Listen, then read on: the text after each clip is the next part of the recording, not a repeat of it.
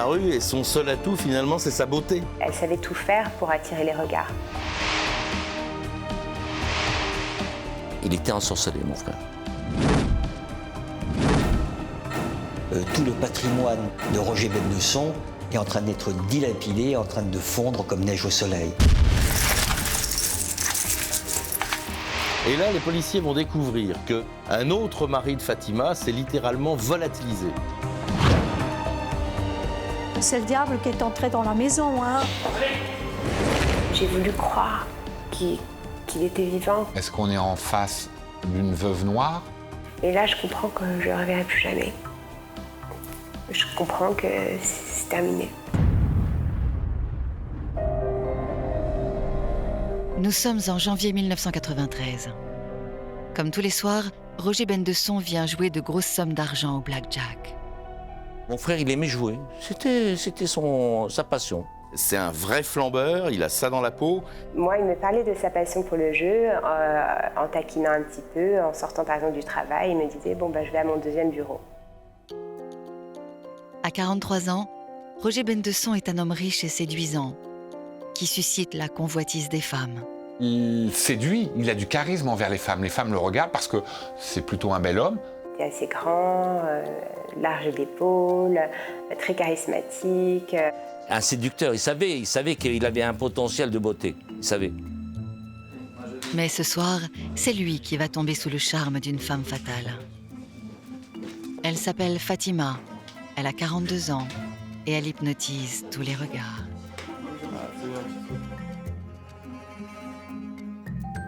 C'est sûr qu'on l'a repéré de loin. C'est une espèce de grande fille brune. Élancée, marocaine, le regard de braise.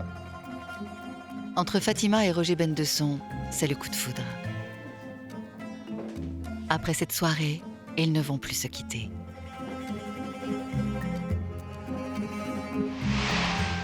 Et Roger Bendesson va faire une croix sur toute une partie de sa vie. Quand mon père rencontre Fatima, il était toujours avec ma mère à l'époque. Il va décider de divorcer et de s'installer avec Fatima. 6 mois plus tard, nous sommes au mois de juin 1993. Le couple s'installe dans un appartement luxueux de 160 mètres carrés, dans un quartier huppé de la capitale. Roger Bendesson, à l'époque, c'est un golden boy. Tout lui réussit. C'est un homme aisé qui a une affaire qui tourne bien et il a un certain patrimoine. Son affaire, c'est une bijouterie au Louvre des Antiquaires, là où les plus grands joailliers de la capitale ont pignon sur rue. C'est pas de la petite bijouterie, c'est vraiment de la haute joaillerie de luxe. Mon frère, il avait la plus belle vitrine du Louvre. Tout marche pour Roger Bendesson qui, grosso modo, gagne 20 000 euros par mois. 20 000 euros, c'est pas rien.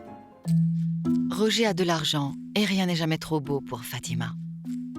Il lui offrait tout ce qu'elle avait besoin, elle n'avait même pas besoin de le demander, ou dès qu'elle demandait quelque chose, c'était toujours oui. Il l'a emmené à Las Vegas, à Saint-Barth, à Cannes, à Monaco, en Espagne. Elle avait toujours des beaux bijoux. Aux yeux de tous, Roger et Fatima incarnent à eux deux la beauté, le luxe et l'amour. Et pourtant, sur cette photo, il y a des taches sombres qui vont commencer à apparaître. Car après 7 années de vie commune, l'horizon va s'assombrir.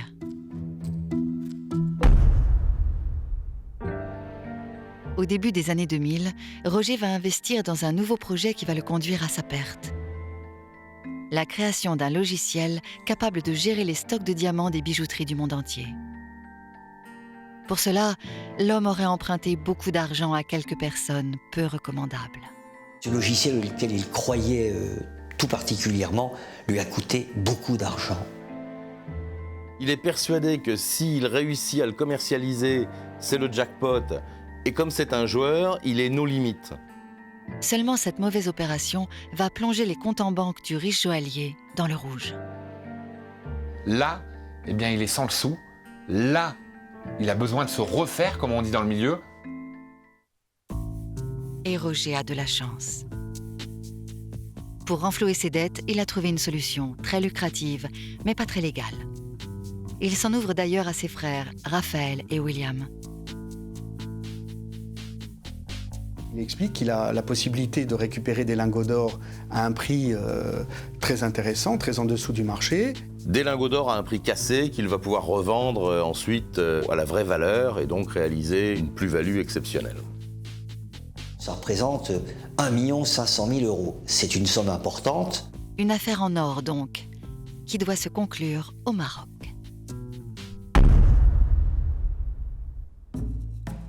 Le 30 avril 2002, c'est le grand jour.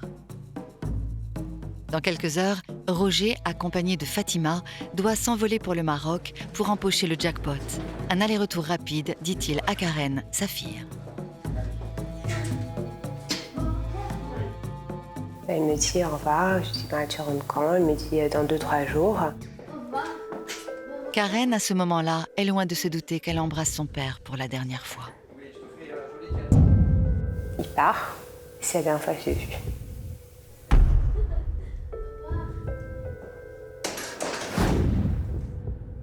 Roger quitte Paris pour Tanger, au bras de Fatima. Dès lors, il ne donnera plus de nouvelles à son entourage. J'essaie de l'appeler et il ne répond pas. Et ça l'intrigue beaucoup, ça l'inquiète même beaucoup, parce qu'elle a l'habitude d'avoir son père au moins une fois par jour. Même quand il était en voyage, qu'il soit à l'autre bout du monde, il passait pas une journée sans me donner au moins un coup de téléphone.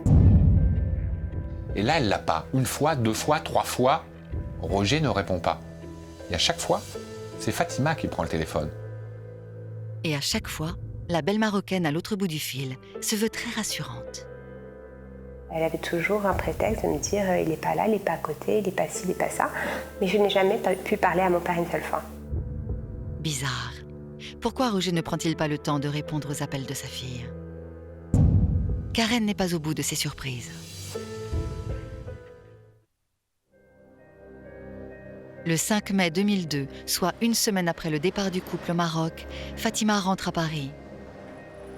Mais voilà, elle est seule. Elle rentre et lui ne rentre pas. Folle d'inquiétude, Karen presse alors de questions sa belle-mère. Et voici ce que Fatima lui dit. Elle me dit mais il est très occupé, il est en train de faire une affaire là-bas, il l'a pas complètement fini, il revient dans quelques jours. Je dis ok très bien, je dis comment on peut le joindre? Elle me dit ah oui mais j'ai son téléphone. Fatima est en possession de l'unique moyen pour joindre Roger Bendesson, son téléphone portable. Et à la belle Marocaine de livrer à Karen une incroyable histoire. Elle dit en réalité qu'il était parti faire une opération, une transaction, ça craint un peu, c'est pas très clair. Le téléphone, dans ces cas-là, il faut l'oublier. Et Roger lui aurait dit « Je te laisse mon portable, c'est trop dangereux, on peut me tracer, on peut me repérer. » À en croire Fatima, Roger Bendesson, ce joaillier reconnu et respectable, serait donc devenu le temps d'un voyage au Maroc un homme traqué par de dangereux malfaiteurs dont il doit protéger sa famille. Il veut protéger ses proches en ne les appelant pas. Parce qu'il ne veut surtout pas que les voyous puissent avoir un lien avec des membres de sa famille. Là je lui dis écoute s'il est en danger, il n'y a pas de problème, on va prévenir la police. Et Fatima, sous le ton de la confidence, va lui dire « Surtout, tu n'appelles pas la police. » Pourquoi? Parce que Roger, ton père, est déjà impliqué dans une affaire qui est totalement illégale. Si tu les appelles et tu leur dis « J'ai pas de nouvelles de mon père » sur une histoire fumeuse de lingots, tu vas lui créer des problèmes. Elle me met devant un dilemme quelque part en me disant tu sais, si tu préviens la police, ton père finira en prison. Est-ce que tu veux voir ton père en prison? Bien évidemment, la réponse était non. Et Fatima a cette force de conviction, cet aplomb, qui font que Karen ne va pas appeler la police. Une erreur qui va peser lourd dans la suite de cette affaire.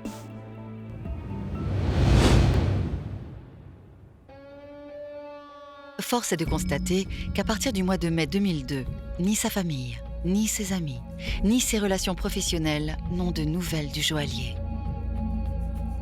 Et très vite, les frères du disparu acquièrent la conviction que Fatima ment sur toute la ligne. Et pour cause. Roger Bendesson leur avait fait une troublante confidence sur cette affaire de lingots d'or. Ils ont connaissance d'un détail qui leur plaît pas du tout. C'est que c'est Fatima qui a mis Roger sur ce coup-là. C'est une histoire rocambolesque que Fatima aurait racontée à Roger. En fait, c'est un boucher qui lui aurait dit « Eh bien, j'ai eu les confidences d'un voyou. Ce voyou a des lingots d'or cachés quelque part. » Le coup tordu qui sent pas bon du tout. Hein. Elle aurait fait croire n'importe quoi. Elle avait ce pouvoir-là. Parce que franchement, l'histoire du boucher, des voyous, des lingots d'or, etc., je veux dire, personne n'y va sur un truc comme ça. Personne n'y va. Et ce n'est pas la seule chose que Roger avait confiée à ses frères avant de partir au Maroc. Il leur avait dit aussi que Fatima et lui étaient sur le point de se séparer. Les frères de Roger ont reçu ses confidences et ils savent que le couple bat de l'aile. Roger leur a dit « Je ne finirai pas ma vie avec cette femme ». Je n'ai plus de relation avec elle, je n'ai plus de lien avec elle. Et elle me fatigue plutôt qu'autre chose. Et puis bon, c'est pas une bonne personne. Les problèmes d'argent et l'usure du temps avaient fait leur œuvre. Et ces dernières semaines, l'ambiance entre les deux amants était devenue électrique. Karen, la fille de Roger, est alors persuadée qu'une séparation n'arrangerait pas les affaires de Fatima, qui n'était pas mariée au joaillier. Si jamais mon père la quittait ou qu'elle elle le quittait, elle perdait tout. Et tout ça, bien sûr, ça fait écho aux frères qui se disent « Tiens, une histoire d'argent, un plan un peu foireux, comme on dit, une vie de couple qui bat de l'aile, et notre frère qui disparaît. » Et les craintes des deux frères ne vont pas tarder à se confirmer. 15 jours après la disparition de Roger, ils vont faire une découverte stupéfiante. L'un des frères consulte la Gazette Drouot. C'est un journal où on parle des ventes aux enchères des différents produits. Un catalogue dans lequel sont mis en vente des bijoux et des montres de grande valeur. Et là, il tombe nez à nez avec la montre de son frère. Une montre extrêmement rare que Roger ne quittait jamais. Comment qu'elle peut atterrir là-bas? Alors qu'il l'avait toujours au poignet. Cette montre, Karen s'en rappelle très bien. Lorsque Roger, son père, est parti au Maroc avec Fatima, il l'a portée à son poignet comme à son habitude. C'était sa montre préférée qu'il portait au poignet tout le temps et il est parti avec en voyage. C'est quand même assez curieux de constater que la montre serait revenue comme ça toute seule, sans son propriétaire. Alors, pour les proches de Roger, la mise en vente de cette montre ne peut avoir qu'une seule et unique explication. Ça signifiait qu'on avait enlevé la montre du poignet d'un mort. Il y a un lézard. Il y a un lézard. Mon frère, il est mort. Mon frère, il est mort. Et dans les semaines qui suivent la disparition de Roger, ce n'est pas seulement sa montre préférée qui est mise en vente, mais tout son patrimoine. Des montres, des bijoux. C'est tout le patrimoine de mon frère. Qu'est-ce que c'est ça? D'où que ça vient? Qu'est-ce qui fait ça? De toute évidence, tout le patrimoine, tout le stock de Roger Bennesson est en train d'être dilapidé, en train de fondre comme neige au soleil. Au total, la vente des bijoux de Roger va rapporter près de 350 000 € à un bénéficiaire inconnu. Le 30 juillet 2002, soit 2 mois après la disparition de Roger Bennesson, l'un de ses frères se rend à la brigade criminelle et porte plainte pour enlèvement et séquestration. Les policiers de la crime vont alors enquêter pour savoir à qui ont profité les 350 000 €. Et les enquêteurs vont découvrir que la seule bénéficiaire n'est autre que Fatima, car c'est elle qui a encaissé tous les chèques provenant de la vente des bijoux de Roger. La belle Marocaine est convoquée au 36 quai des Orfèvres. Elle va devoir s'expliquer sur le silence inquiétant de son compagnon et sur la vente de ses biens. Les officiers de la brigade criminelle sont persuadés qu'ils vont réussir à confondre Fatima. Pour eux, le dossier est assez limpide. Seulement, Fatima est une femme déconcertante. Chose incroyable, elle va reconnaître être à l'origine de la mise en vente du patrimoine de son compagnon. Il va dire oui, je les ai vendus. J'ai effectivement vendu la montre de Roger, sa montre fétiche. J'ai effectivement vendu tous ses bijoux. Et puis, j'ai effectivement vidé ses comptes. Fatima explique aux policiers qu'elle a bien procédé à toutes ces ventes, mais qu'elle l'a fait à la demande expresse de Roger Bendesson.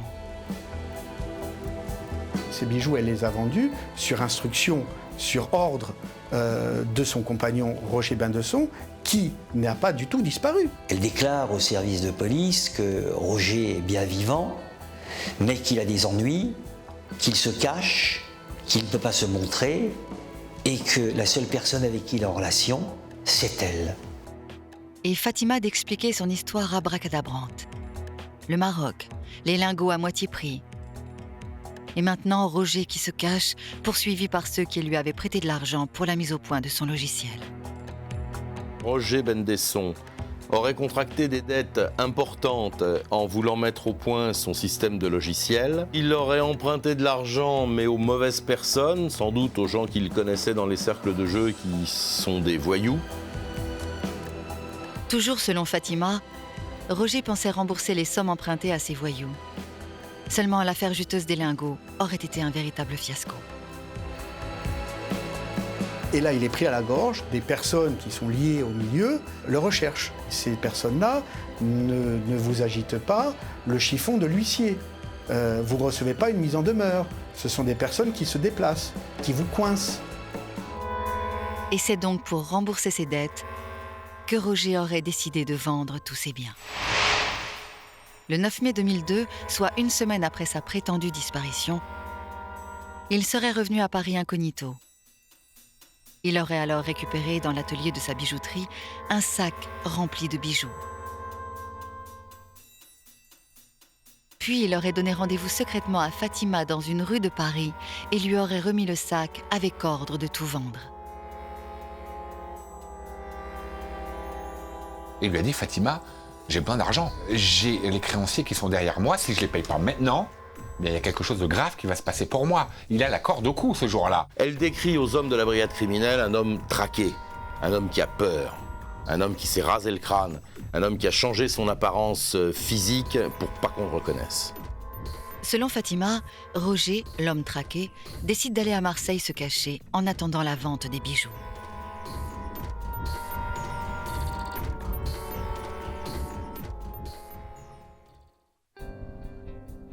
Conformément aux instructions de Roger, Fatima confie les bijoux à l'une des plus grandes salles des ventes parisiennes, Drouot. Tous ne trouvent pas acquéreur immédiatement, qu'importe. Le 28 mai 2002, Fatima se rend à Marseille où Roger l'attend. Le couple s'est donné rendez-vous dans un endroit discret, à l'abri des regards. Fatima affirme avoir remis à son compagnon une enveloppe contenant 80 000 €. Et d'après elle, ce serait la dernière fois qu'elle l'aurait vu.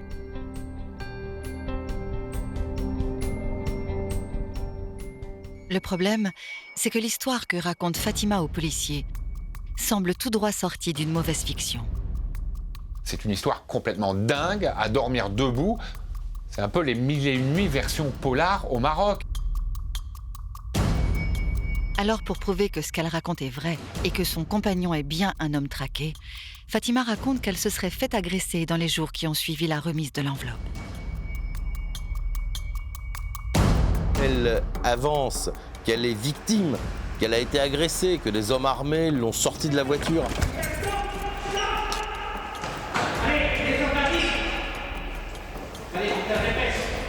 En la menaçant, en lui demandant de l'argent. Où est Roger ?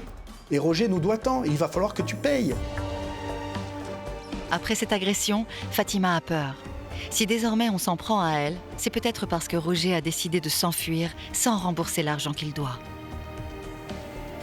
Devant les policiers, elle va même jusqu'à avancer une hypothèse. Fatima, elle est prise d'un doute. Elle se dit, eh bien, face à la situation dans laquelle se trouvait Roger, est-ce qu'il n'a pas décidé de se construire une autre vie ailleurs ? Face à la longue histoire que Fatima vient de leur raconter, les enquêteurs sont pour le moins dubitatifs.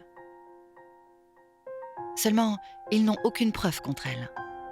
Alors pour savoir si elle dit vrai, ils doivent à présent vérifier dans les moindres détails tous les éléments de sa déposition. En attendant, elle repart libre du 36 quai des Orfèvres. D'abord, les policiers cherchent à savoir si Roger est bien revenu à Paris au mois de mai pour récupérer lui-même les bijoux, comme Fatima l'affirme. Et dans l'atelier du joaillier, on va justement retrouver plusieurs indices qui tentent à le prouver.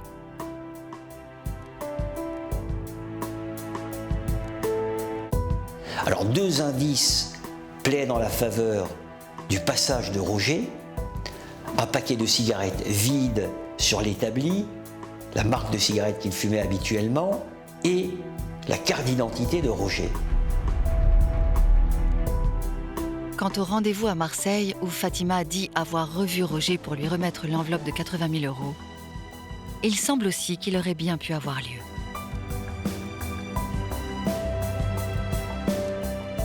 La version est on ne peut plus crédible, parce qu'on se rend compte qu'effectivement, elle a pris un billet d'avion pour Marseille, qu'elle s'est bien rendue dans cette ville. Donc on a la trace matérielle de cet aller-retour, on a les dates qui correspondent à ce qu'elle raconte.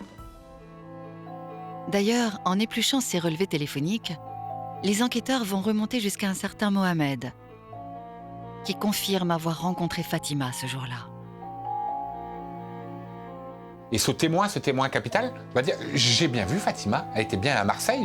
C'est un homme qui est un voyant, qui tire les cartes, et ce jour-là, il va le faire pour Fatima, qui est un peu inquiète pour le sort de Roger. Et donc, il va lui tirer simplement les cartes et lire un peu dans le marc du café ce que sera l'avenir de Fatima et de Roger. » Ces premières vérifications corroborent donc la thèse de Fatima. Roger Bendesson est un homme traqué, qui se cache pour échapper à ses créanciers armés et dangereux. L'homme est donc vivant, et Fatima va maintenant en apporter la preuve.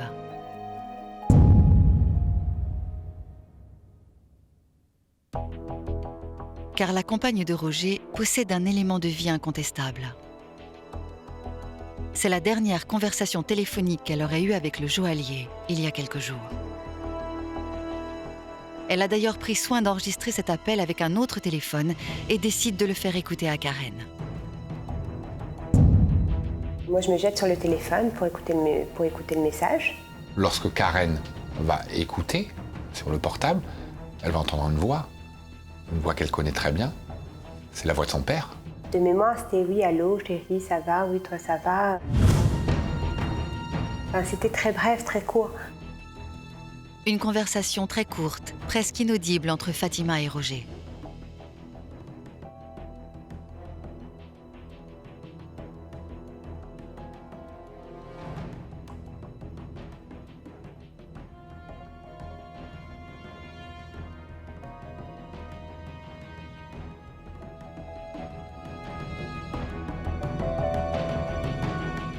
Une chose qui est sûre, c'est que c'est la voix de Roger. Et ça change tout, ça. Grâce à ce message, tout l'entourage commence à reprendre espoir et tout le monde se dit Roger doit être en vie.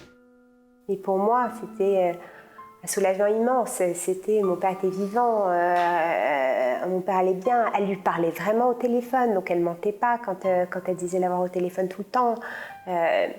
Tous ces doutes en fait qui pesaient en moi s'envolaient d'un coup. La confiance retrouvée, Karen, la fille de Roger, et Fatima, la compagne, ne vont plus se quitter. Seulement les deux femmes, en l'absence du riche joaillier, vont connaître d'épineux problèmes d'argent. Elles sont même expulsées du luxueux appartement du 16e arrondissement, car elles ne payent plus le loyer. Elles vont alors emménager toutes les deux dans une minuscule chambre de bonne d'à peine 8 mètres carrés. Elles vivent dans une espèce d'intimité, de promiscuité. Elles vivent comme deux clochards dans ces 8 mètres carrés. En fait, comme je n'avais pas la place dans cette chambre de bonne de mettre un lit, on avait organisé en mettant une couette sur le carrelage, qu'on dépliait une fois qu'on était à l'intérieur, pour dormir toutes les deux à même le sol.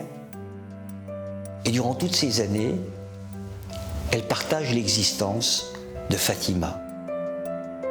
Pendant 5 ans, Karen et Fatima vont vivre dans cette promiscuité. 5 années au cours desquelles Roger ne donnera plus de nouvelles à personne, pas même à Fatima.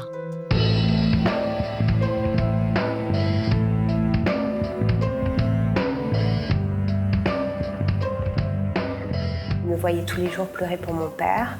Elle me serrait dans ses bras en me disant « mais tu sais, si ça se trouve, il est peut-être heureux, il est parti au Brésil avec une fille plus jeune, etc. Peut-être qu'il s'amuse. » Elle était là, oui, viens ma chérie, viens ma fille, je suis comme ta maman, et vas-y, passe-lui la pommade, un coup à droite, un coup à gauche, de temps en temps sur le visage. Moi, je commence à avoir de l'affection pour elle. Déjà, c'était la personne qui me raccrochait au souvenir de mon père. Durant toutes ces années, Karen vit avec l'espoir que son père, même s'il a fui la France, est bel et bien vivant. Seulement cet espoir va bientôt être anéanti.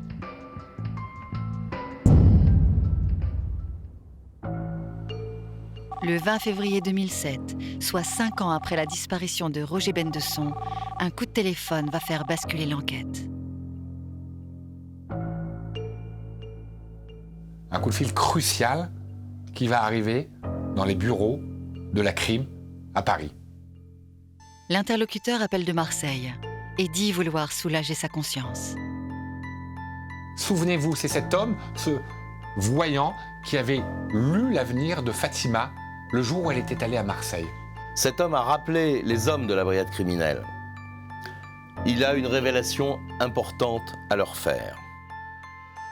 Alléché par l'information, évidemment, n'ayant pas l'ombre d'un élément supplémentaire depuis 5 ans, vous imaginez bien que les policiers de la brigade criminelle se précipitent à Marseille pour entendre cet individu. Et les policiers ne vont pas faire le déplacement pour rien. Mohamed, rongé par les remords, va leur avouer qu'il leur a menti et leur livrer la vérité sur la nature de son rendez-vous avec Fatima, 5 ans plus tôt. En fait, Mohamed n'a jamais tiré les cartes à Fatima, car en réalité, il est ingénieur du son. Il explique que Fatima est venue le voir avec une cassette de son répondeur téléphonique contenant d'anciens messages de Roger. Fatima lui propose quelque chose de fou à cet homme. Elle lui dit « J'ai besoin de toi, j'ai besoin que tu me fasses un faux message téléphonique. » Et ce jour-là, contre une modique somme d'argent et sous les supplications de la belle Marocaine, Mohamed s'est transformé en faussaire. C'est lui qui a fabriqué de toutes pièces la conversation téléphonique entre Roger et Fatima. Cette même conversation qui a fait croire à tout le monde que Roger était toujours vivant. La dernière trace de vie de Roger Bendesson est donc un faux fabriqué par Fatima.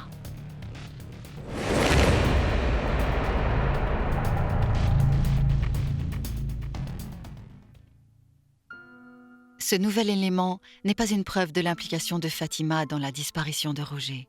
Mais pour Karen, bouleversée par cette découverte, il n'y a pas de doute.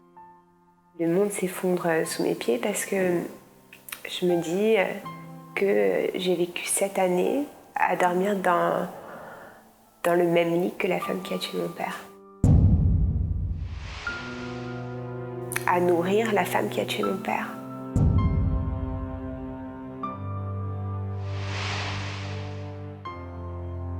À parler avec elle, à rire avec elle, à pleurer dans ses bras.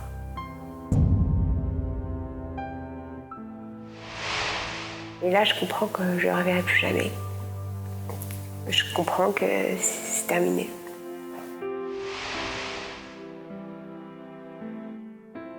Ah.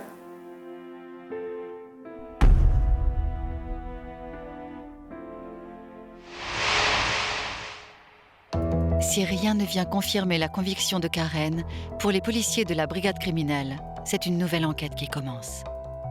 Pour la première fois, les enquêteurs savent que Fatima a menti. Fatima a tout mis en œuvre pour induire tout le monde en erreur, y compris la police, y compris la justice. Si elle a menti là, elle a peut-être menti pour d'autres choses et elle a peut-être un rôle dans la disparition de Roger. Dès lors, les enquêteurs vont s'attacher à en savoir plus sur la personnalité de Fatima. Ils vont alors fouiller dans le passé de cette mystérieuse femme de 57 ans.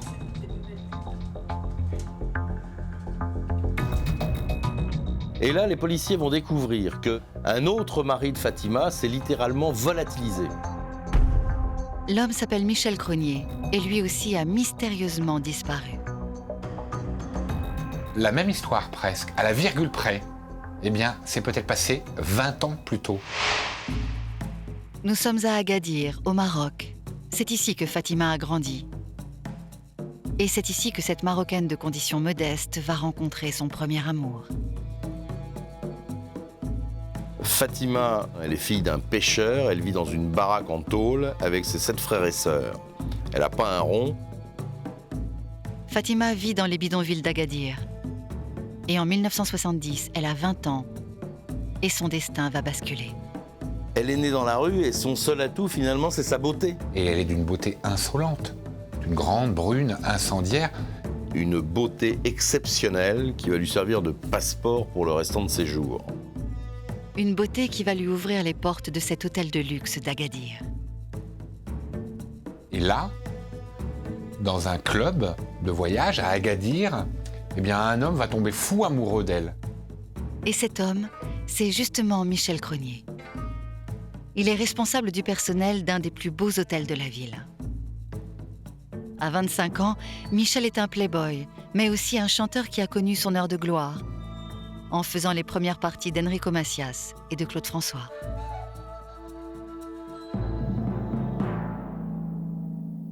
Et ça, plus son physique, je veux dire qu'il avait un succès fou.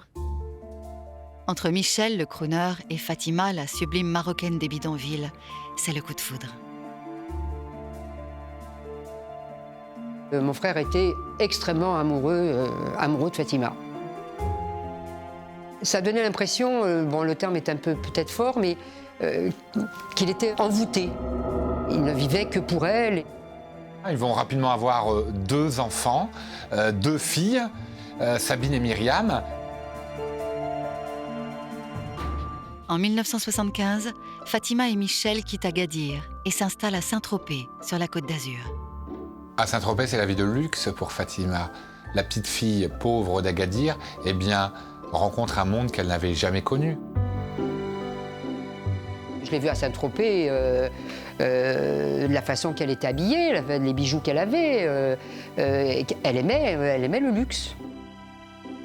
Fatima aime le luxe, les sorties et les paillettes.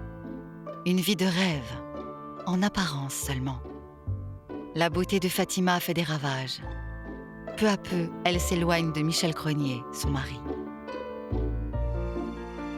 Fatima, eh bien, va multiplier les relations extra-conjugales, les infidélités. Aux yeux de ses proches, Michel Cronier apparaît alors comme un homme brisé. Vu comme il était amoureux de Fatima, il ne pouvait être que très malheureux. Il souffre, il endure en silence, jusqu'au jour où il décide que c'est plus possible. Et il finit par partir, il va la quitter. Nous sommes en 1980. Le couple se sépare et Michel décide de quitter l'Hexagone avec ses 2 filles sous le bras. Et alors que Fatima reste en métropole, l'homme s'installe en Guadeloupe. Mais pour autant, Michel n'est pas un homme heureux. Pire, il semble tourmenté. C'est en tout cas ce qu'il dit à ses proches. Il donnait quand même toujours de ses nouvelles à papa et à maman. Et il avait dit à maman, j'ai peur. Et je regarde tous les jours la liste des passagers qui arrivent à Pointe-à-Pitre. Il a peur. Il a peur de quoi? Semble-t-il, il a peur de son ex-épouse, qui est toujours en métropole. Un peu comme s'il avait eu une prémonition de ce qui allait lui arriver, puisqu'il a raconté, en d'autres termes, à des proches que si jamais Fatima venait le rejoindre aux Antilles, il risquait de disparaître. Et les craintes de Michel Cronier n'étaient peut-être pas infondées.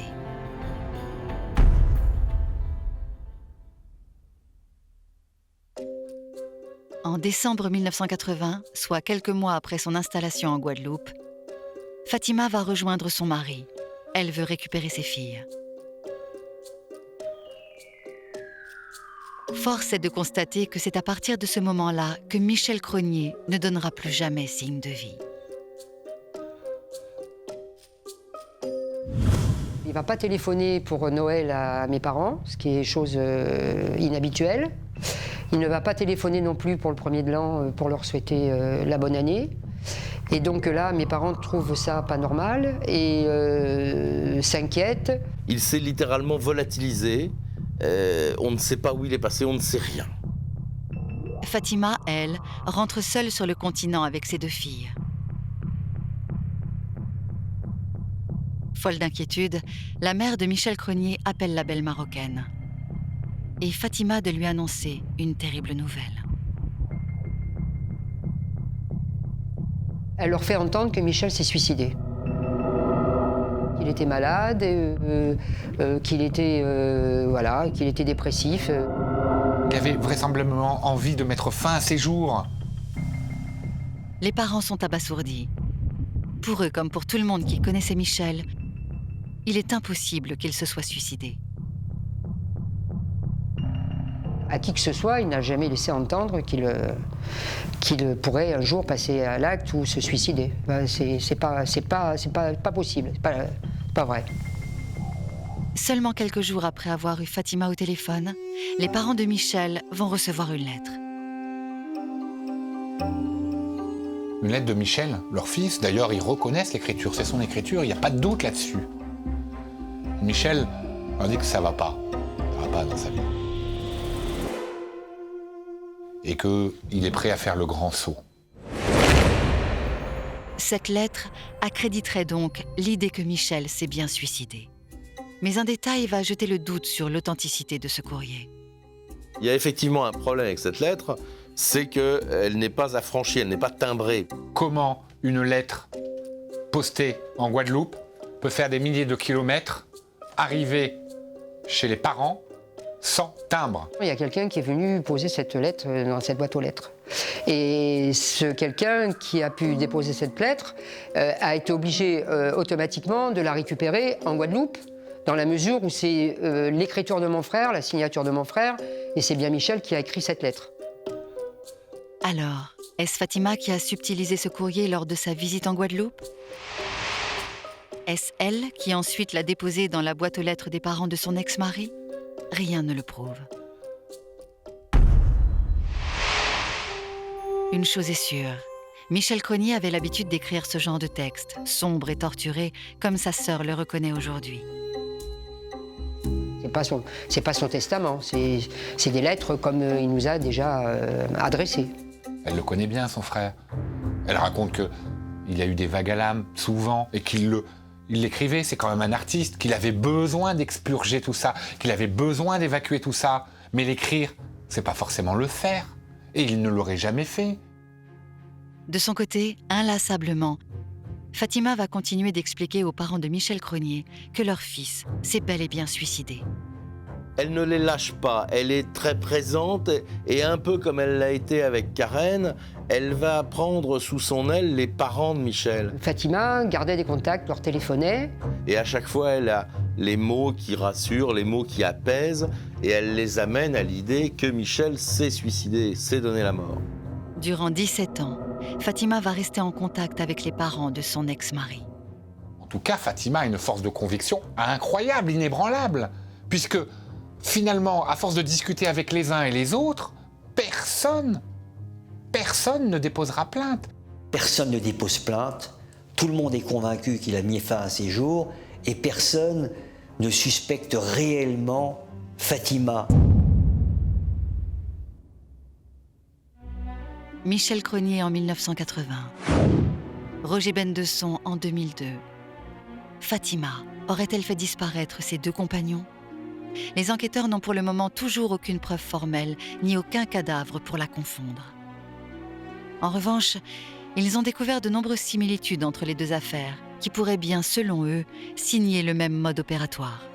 On retrouve un peu la griffe, la signature de Fatima, à la fois dans la disparition de Roger et dans celle de Michel, un peu comme une marque de fabrique. 2 hommes qui sont disparus, un faux message téléphonique pour l'un, une lettre annonçant son suicide pour l'autre.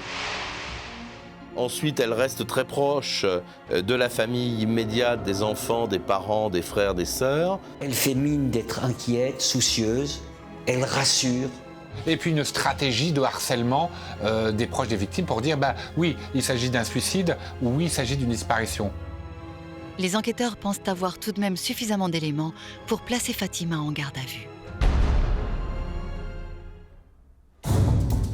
Le 19 mars 2007, soit presque 5 années jour pour jour après la disparition de Roger Bendesson, la belle Marocaine doit s'expliquer sur le faux message qu'elle a fabriqué, destiné à faire croire que son mari était bel et bien vivant. Elle est prise la main dans le sac, elle est obligée de reconnaître, elle ne peut pas faire autrement. Mais pour autant, Fatima n'est pas ébranlée. Elle affirme être une bienfaitrice qui a voulu rassurer la famille de Roger. Elle reçoit tellement d'appels où on lui demande des nouvelles et puis des appels très pressants à son sujet de la part de la famille, mais surtout de Karen. Eh bien, elle va décider, elle va monter ce stratagème ridicule, mais elle va le faire pour rassurer Karen et rassurer l'entourage de Roger en disant ben, « Vous voyez, je l'ai eu au téléphone, il m'a appelé, il a laissé ce message, soyez rassurés. » Voilà. Mais les enquêteurs ne croient plus Fatima. Ils savent qu'ils ont en face d'eux une menteuse très douée. Car souvenez-vous, elle déclarait que Roger avait lui-même récupéré les bijoux dans son atelier. Pour preuve, il avait laissé derrière lui un paquet de cigarettes. Pour les policiers, il s'agirait là d'une mise en scène orchestrée par Fatima. La police technique et scientifique l'a expertisé. Il n'y a pas d'ADN de Roger sur ce paquet. Il y a juste l'ADN de Fatima. C'est accablant pour elle. Ce paquet de cigarettes n'a jamais été en possession de Roger. Il n'a jamais touché ce paquet de cigarettes. Pour les enquêteurs, c'est en fait Fatima qui aurait elle-même récupéré les bijoux pour les vendre à son profit. Et c'est elle qui aurait ensuite déposé dans l'atelier de faux indices pour faire croire que Roger était passé les récupérer. Seulement Fatima ne lâche rien, et cela malgré son empreinte ADN retrouvée sur le paquet de cigarettes. Elle est dans le déni le plus total. Elle nie la réalité la plus évidente. Plusieurs éléments l'accablent, mais Fatima continue de maintenir sa version. Selon elle, Roger se cache car il est traqué par des voyous. Seulement, elle va commettre une erreur. Elle va livrer aux policiers des noms des malfrats qui poursuivent son compagnon. Des noms qui sont connus dans les chroniques judiciaires à l'époque. Il y a Francis le Belge. C'est pas n'importe qui, Francis le Belge. À l'époque, c'est l'un des parrains de la pègre marseillaise. Selon Fatima, lorsque Roger s'est enfui en 2002, c'est parce que Francis le Belge le rackettait. Il y a juste un petit problème dans cette histoire-là. C'est qu'en 2002, Francis le Belge ne pouvait pas racketter Roger. Pour un simple petit détail, c'est que Francis le Belge était mort depuis 2 ans déjà. Donc évidemment, ça paraît compliqué que Francis le Belge, de l'au-delà, puisse exercer un racket sur ce pauvre Roger. Fatima nie tout en bloc. Les policiers comprennent qu'elle ne lâchera rien. Elle n'hésite pas à multiplier les mensonges, les calomnies, les extravagances, tout simplement pour tenter de se défausser.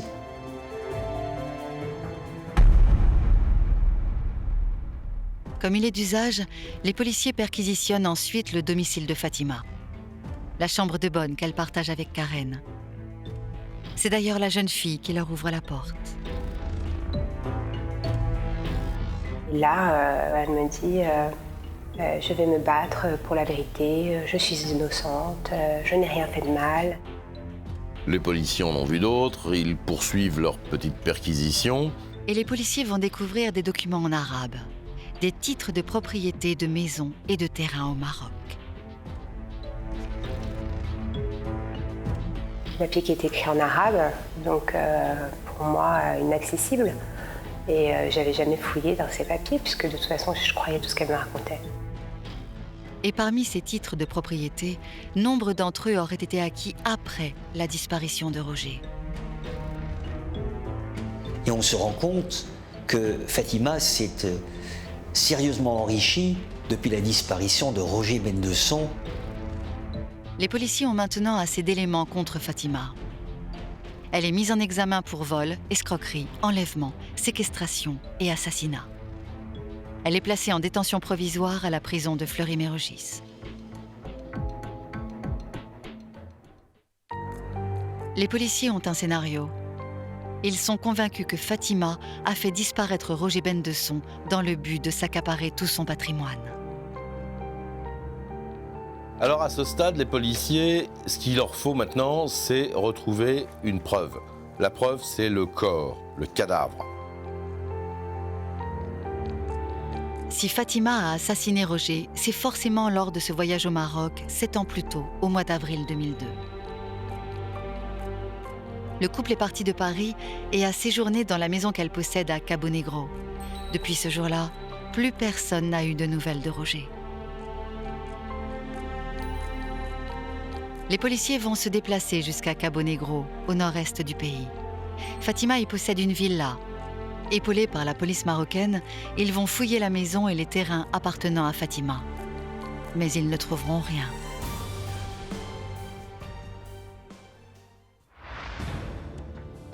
Aujourd'hui, rien ne permet d'accuser formellement Fatima d'avoir une première fois en 1980 fait disparaître son mari Michel Crenier, puis plus de 20 ans plus tard, d'avoir tué son compagnon Roger Bendesson.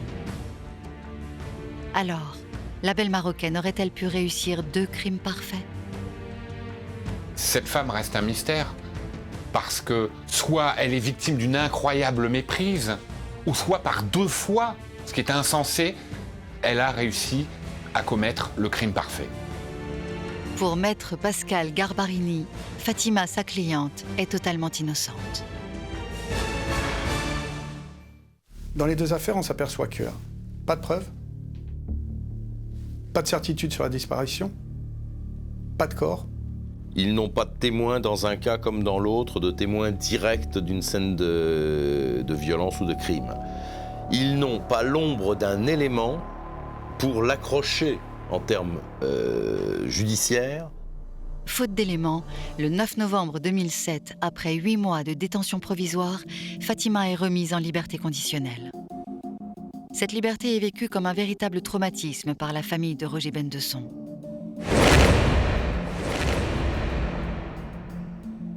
Karen décide alors d'alerter les médias. Entre autres, elle raconte son histoire à un grand hebdomadaire français. Et cela va déclencher un spectaculaire rebondissement.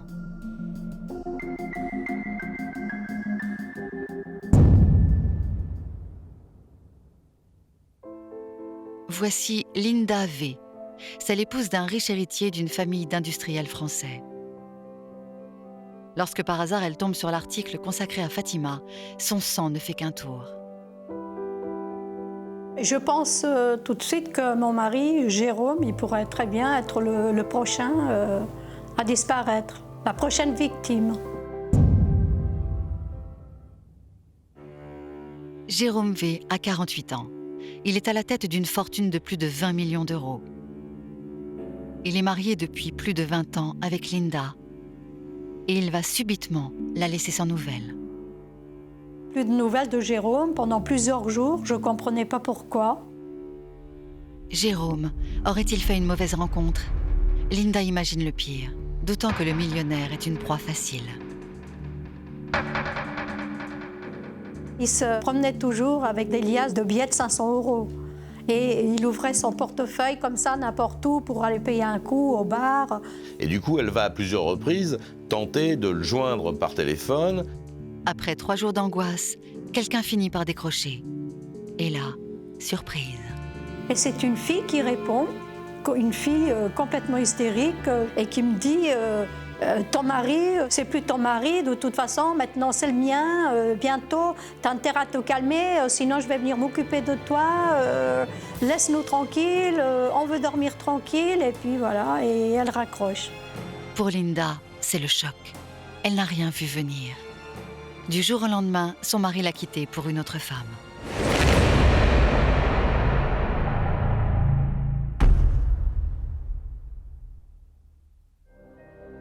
Quatre mois passent et Linda apprend que son mari s'est installé avec cette femme dans l'une de leurs magnifiques propriétés en Normandie. Donc elle va se rendre dans le château pour essayer de le convaincre de retrouver la raison. Et c'est ainsi que Linda va découvrir la terrible vérité. Son mari est tombé sous le charme d'une certaine Sabine. une jeune femme de 32 ans, qui n'est autre que la fille de Fatima. Et Linda de comprendre que la belle Marocaine tire les ficelles au château. Je sais que Fatima mène un train de vie, qui leur paye des cadeaux, des vêtements, des bijoux, des voitures, une Mercedes pour Fatima. Linda s'aperçoit bien, parce qu'elle reçoit les relevés de compte, elle s'aperçoit bien que l'argent est en train de partir en fumée. Lors de cette visite au château, Linda va se retrouver face à Fatima. Et elle n'est pas prête d'oublier cette rencontre. J'arrive à la cuisine pour boire un verre d'eau et je vois donc Sabine avec déjà son petit ventre. Elle exhibe d'ailleurs son ventre un peu comme par défiance pour lui montrer que c'est elle qui a repris la main. Et puis surgit à ce moment-là Fatima. Linda raconte que ce jour-là, Fatima l'aurait violentée pour la décourager de revenir au château. Dégage d'ici, ton mari c'est plus ton mari. Impuissante, terrorisée, Linda repart du château. Mais lorsque 3 ans plus tard, elle lit l'article sur les maris de Fatima dans la presse, elle se dit que son époux est peut-être en danger de mort. C'est pourquoi Linda a saisi la justice.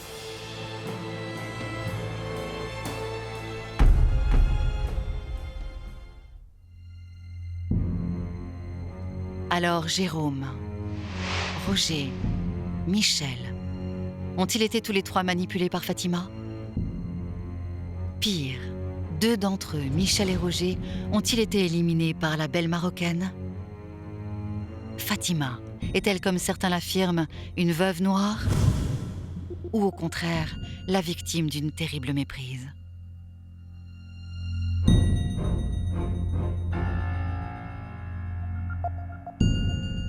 J'attends de la justice qu'elle fasse en sorte que mon mari ne soit pas le prochain disparu. Voilà. Il y a prescription, mon frère a disparu, on ne le saura jamais. Mais j'ai quand même un certain